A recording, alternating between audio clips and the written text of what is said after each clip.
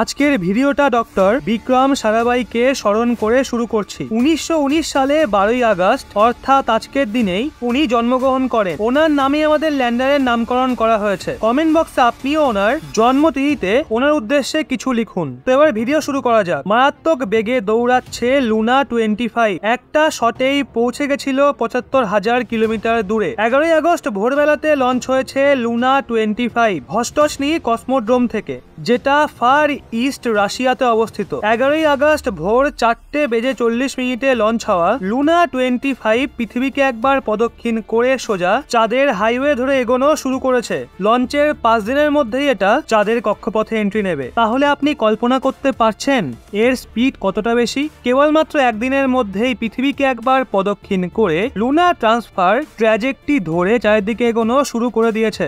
এই হাইওয়ে ধরে পৌঁছে যাবে লুনার অরবিটে। এত গতি সেটা পেল কিভাবে? এরকম নিপুণতার সাথে এত দ্রুত গতি সত্ত্বেও নিজের রাস্তা থেকে লুনা 25 এক ফোঁটাও সরেনি। এমন কোন শক্তিশালী রকেট ইঞ্জিন ব্যবহার করেছে রাশিয়া যেটা ভারতের কাছে নেই? কতটা জ্বালানি ব্যবহার করেছে যার জন্য এটা এত বেশি স্পিড ধরে ফেলেছে? কয়েক ঘন্টার মধ্যেই কতটা পথ অতিক্রম করে ফেলেছে? আসলে এরকম কামাল করেছে সোয়ুজ 2.1B রকেটে লাগানো একটা আরো স্টেজ। যে সমস্ত রকেটে স্যাটেলাইট বা মহাকাশযান লঞ্চ করা হয় তাতে ভিন্ন ভিন্ন স্টেজ থাকে। পৃথিবীর গ্র্যাভিটি জোন অর্থাৎ পৃথিবী পৃষ্ঠের কাছে সব থেকে বেশি, এবং উপরে যেতে যেতে ধীরে ধীরে সেটার যে পাওয়ার তা কম হয়ে যায়। অর্থাৎ ভিন্ন ভিন্ন উচ্চতা, ভিন্ন ভিন্ন অল্টিটিউডের জন্য ভিন্ন ভিন্ন পাওয়ারের জ্বালানি প্রয়োজন হয়, ভিন্ন ভিন্ন থ্রাস্ট জেনারেট করা হয়। আর একটা পার্টিকুলার ডিরেকশনে মানে সোজা উপরের দিকে পৃথিবীর মাধ্যাকর্ষণ শক্তির বিপরীতে রকেটকে প্রোপেল করা হয়, যাতে সেটা পৃথিবীর মাধ্যাকর্ষণ শক্তিকে ভেদ করে মহাকাশে তার যে গন্তব্য রয়েছে সেখানে পৌঁছে যায়। এরকম করার জন্য ভারত যে রকেট ব্যবহার করে LVM-3M4 বাহুবলী রকেট, তাতে 3টে স্টেজ রয়েছে: solid fuel stage, liquid fuel stage এবং ক্রায়োজেনিক স্টেজ। কিন্তু রাশিয়া এত কনফিডেন্টলি নিজের এত পাওয়ারফুল মহাকাশযানকে 5 দিনের মধ্যে চাঁদের কক্ষপথে স্থাপন করার যে কথা বলেছে তার পেছনে শুধুমাত্র একটা জিনিসই রয়েছে, আর তা হলো 4th স্টেজ।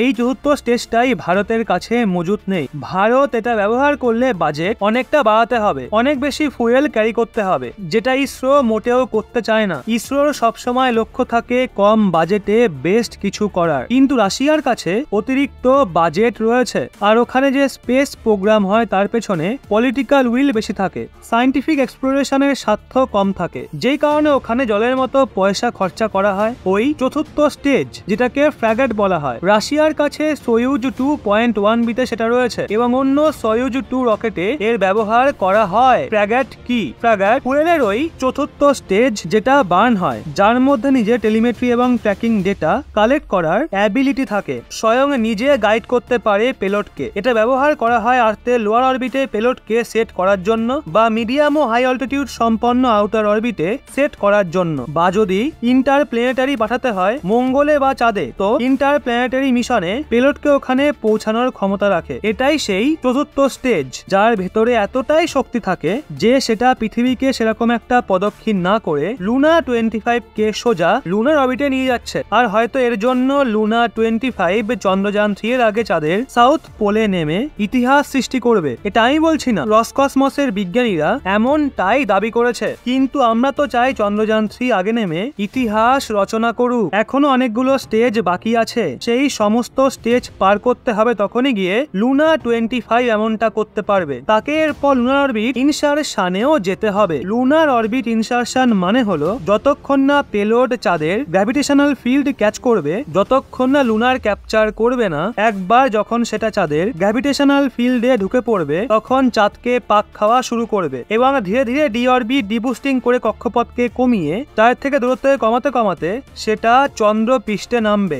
এই সবগুলো প্রসেস কিন্তু অনেক কমপ্লিকেটেড হয়, এবং যেখানে নামার কথা বলা হচ্ছে অর্থাৎ চাঁদের সাউথ পোলে, ওখানে আলো একদমই কম থাকে, অনেক বড় বড় গর্ত রয়েছে, অন্ধকার জায়গা। সেই সমস্ত প্রতিকূলতাকে পেরিয়ে ল্যান্ড করা প্রচন্ড কঠিন। আর এক্ষেত্রে রাশিয়া সোভিয়েত আমলে টেকনোলজি ব্যবহার করছে 1970 সালে, কিন্তু আমাদের কাছে আছে আপডেটেড টেকনোলজি। আমাদের কাছে রয়েছে সব থেকে অ্যাডভান্স ক্যামেরা। এর জন্য যতই রাশিয়া দাবি করুক, যতই শক্তিশালী রকেট ব্যবহার করুক, ভারত কিন্তু এক ধাপ এগিয়েই আছে। আছে, সেজন্য কে ইতিহাস রচনা করবে এখনই বোঝা যাচ্ছে না। থিওরিটিক্যালি বর্তমানে খুব দ্রুত এগোচ্ছে লুনা 25 আর চন্দ্রযান 3 এর আগে এটা ল্যান্ড করার সম্ভাবনা রয়েছে, কিন্তু প্র্যাকটিক্যালি কি হবে সেটাই এখন দেখার, কারণ ওখানকার সিচুয়েশন কারোর কন্ট্রোলে থাকে না। স্বয়ং ল্যান্ডারকে ডিসাইড করতে হয় স্পিড কত থাকবে, কোন অ্যাঙ্গেলে নামতে হবে, কোন জায়গাটা ল্যান্ডিং এর জন্য সঠিক হবে, এই সবকিছু কিন্তু ল্যান্ডারকে ডিসাইড করতে হয়। যদি এআই অ্যালগরিদমে এটা সঠিক না হয় রাশিয়ার, তাহলে ওটাই হবে যেটা চন্দ্রযান 2 এর সাথে হয়েছিল। রাশিয়ার লুনা 25ও ক্র্যাশ করতে পারে, কিন্তু চন্দ্রযান 3 এবার চন্দ্রযান 2 এর অভিজ্ঞতাকে নিয়ে লঞ্চ হয়েছে। তাদের অ্যালগরিদমে অনেক পরিবর্তন করা হয়েছে, হাই টেকনোলজির ব্যবহার করে পাওয়ারফুল করা হয়েছে, এর জন্য সেটা সঠিকভাবে ল্যান্ড করে সাফল্য পাবে। ল্যান্ডিং নিয়ে ইসরো চিফও আমাদের 100% আশ্বস্ত করেছে। বর্তমান কন্ডিশন এভাবেই এগোচ্ছে। এখন দেখার বিষয় এটাই, লুনা 25 এ রাশিয়া কি ধরনের এআই ইনপুট করে পাঠিয়েছে, তাদের অনবোর্ড কম্পিউটার কতটা স্ট্রং, তাদের ল্যান্ডারে কি সেই ক্যাপাবিলিটি রয়েছে যে তারা লুনার সারফেসকে একটা নির্দিষ্ট উচ্চতা থেকে স্ক্যান করে গর্ত এবড়ো খেবড়ো জায়গা অ্যাভয়েড করে ইজিলি নামতে পারবে। যদি এমনটা করতে ব্যর্থ হয় তাহলে কিন্তু ক্র্যাশ ল্যান্ডিং এর সম্ভাবনা থাকবে। এই বছরই জাপান ফেল হয়েছে। জাপানও সাউথ পোলের উদ্দেশ্যে তাদের ল্যান্ডার পাঠিয়েছিল, কিন্তু তারা ব্যর্থ হয়। ইসরায়েলও ফেল হয়েছে। সাউথ পোলে এখনো পর্যন্ত কোনো দেশ নামতে পারেনি। যদি রাশিয়ার কথা বলা হয় তাহলে তারা তো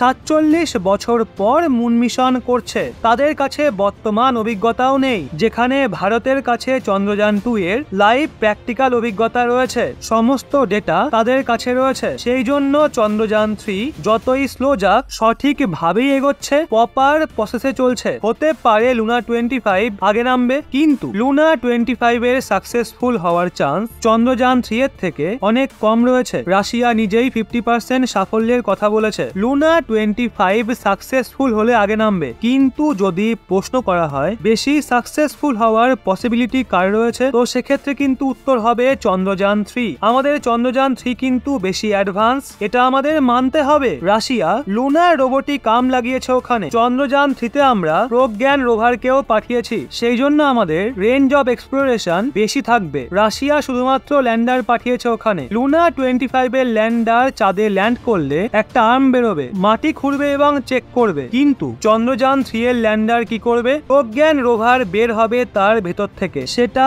টানা 14 দিন ধরে চাঁদের মাটিতে ঘুরে ঘুরে পরীক্ষা নিরীক্ষা করবে। তবে এটা বলতে পারেন রাশিয়ার লুনা 25 1 বছর অপারেটিভ থাকবে, আর আমাদের বিক্রম ল্যান্ডার এবং প্রজ্ঞান রোভার ওই টানা 14 দিন কাজ করবে। বন্ধুরা, এটাই বর্তমান সিচুয়েশন। নতুন কোনো আপডেট পেলেই আপনাদের জানাবো। শুভ জন্মদিন ভারতীয় স্পেস প্রোগ্রামের জনক স্যার বিক্রম সারাভাই। ভারতের মহাকাশ অভিযানে আপনার অবদান অনস্বীকার্য।